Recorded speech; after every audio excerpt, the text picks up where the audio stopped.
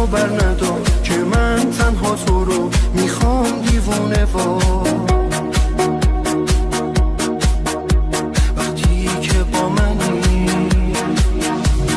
ساجی میتونه آروم کنه منو، یا این که با نگاش محکوم کنه منو، که جز تو میتونه نفس بشه برام وقتی که من بدم خوب بشه باها.